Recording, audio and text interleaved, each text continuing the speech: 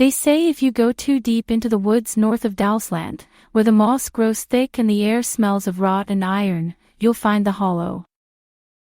It looks harmless at first, a sink in the land, like the earth itself has exhaled. But the trees grow warped there, bent like they're leaning away from something beneath the soil. No birds sing. No wind whistles. It's just quiet. The kind of quiet that presses into your skull and makes your thoughts go fuzzy. Old folks say the lindworm sleeps there. Not dead, just dreaming. The stories go back centuries. It was never a dragon in the grand, majestic sense.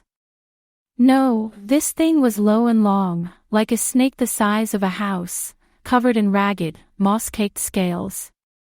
Some said it had legs, others swore it slithered, dragging its bloated belly across the ground and leaving a slime trail that made the crops blacken overnight. Its head was worst of all, shaped like a man's skull, they said, but too big. Too long. With teeth like broken bones and eyes that glowed faintly red, even in pitch dark. It didn't breathe fire. It breathed sickness. Villages nearby would wake to dead livestock, their flesh curled and gray like it had aged a decade overnight. Children vanished. People claimed they saw a thick shape sliding between the trees in the distance, and they always came back pale and quiet, unable to speak of what they'd seen. The last sighting was in 1823.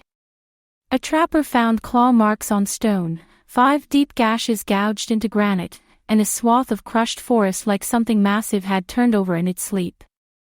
He told no one until the day before he died, when he carved, it's still there, into the wall of his cabin with a bone knife.